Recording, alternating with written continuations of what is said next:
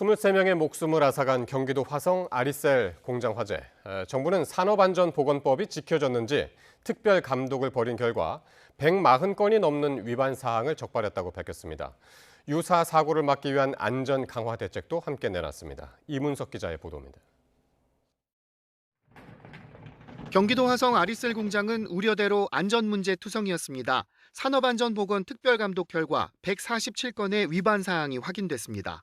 비상구문이 피난 방향과 반대로 안쪽으로 당겨서 열게 설치했고 인화성 액체의 증기가 발생하는 장소에 가스 검지 경보 장치를 설치하지 않았으며 해당 구역을 폭발 위험 장소로 설정하지 않은 사실 등이 적발됐습니다.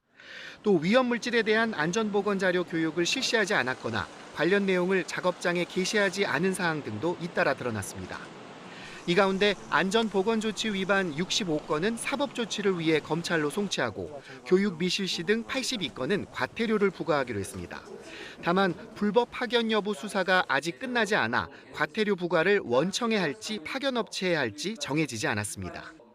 특별감독 결과와 함께 정부는 유사사고 방지를 위한 안전 강화 대책을 내놨습니다.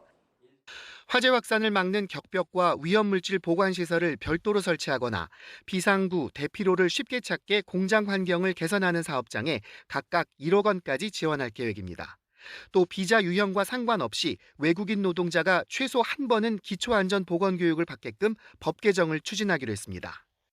외국인 근로자들이 주로 근무하는 소규모 사업장의 안전관리 수준을 높이고 외국인 근로자들의 기초 안전보건 교육을 강화하는 데 주안점을 두었습니다. 정부 발표에 대해 화재 피해 가족과 참사 대책위는 근본 문제 해결 없는 허울뿐인 대책이라고 비판했습니다. 특히 실질적인 외국인 노동자 안전 대책을 마련하려면 산업안전보건본부 내 이주노동자 산업안전 전담부서가 필요하다고 주장했습니다.